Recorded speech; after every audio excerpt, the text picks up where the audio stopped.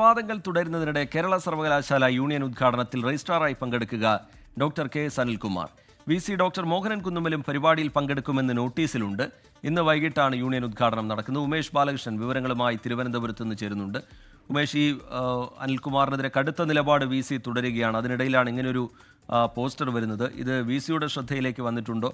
VC പരിപാടിയിൽ പങ്കെടുക്കുമോ? എന്താണ് ലഭ്യമാകുന്ന വിവരങ്ങൾ? ഉമേഷ് ബാലകൃഷ്ണൻ.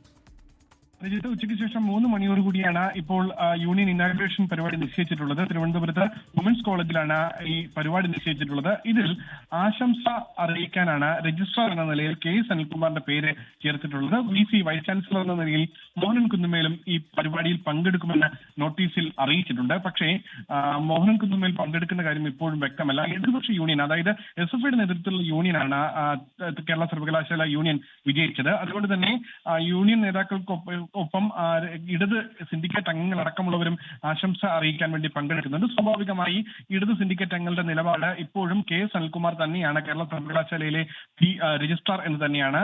മിന്നിക്കാപ്പനാണ് രജിസ്ട്രാർ എന്ന് നിരന്തരമായി താൽക്കാലിക വൈസ് ചാൻസലർ മോഹനൻ കുന്നുമേൽ പറയുമ്പോഴും അത് ഇടത് സിൻഡിക്കേറ്റ് അംഗങ്ങൾ അംഗീകരിക്കുന്നില്ല. സ്വാഭാവികമായി ഈ SFI നടത്തുന്ന പരിപാടിയിൽ രജിസ്ട്രാറായി അവർ കാണുന്നത് കെ എസ് അനിൽകുമാറിനെ തന്നെയാണ്. എന്തായാലും കെ എസ് അനിൽകുമാർ പരിപാടിയിൽ പങ്കെടുക്കുമെന്നാണ് ഇപ്പോഴും ലഭിക്കുന്ന വിവരം. പക്ഷേ മോഹനൻ കുന്നുമേൽ പങ്കെടുക്കുന്ന കാര്യത്തിൽ ഒരു സ്ഥിരീകരണം ലഭിച്ചിട്ടില്ല.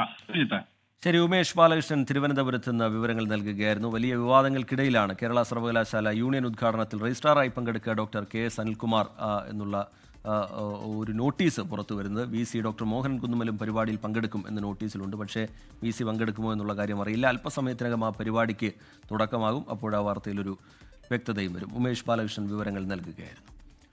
ലോകത്തെവിടെയായാലും ഏത് സമയത്തും 24 വാർത്തകളും ഓഗ്മെന്റഡ് റിയാലിറ്റി പാക്കേജുകളും എക്സ്പ്ലെയിനറുകളും വിശദമായി കാണാൻ ഞങ്ങളുടെ YouTube ചാനൽ നിങ്ങൾക്ക് സബ്സ്ക്രൈബ് ചെയ്യാം.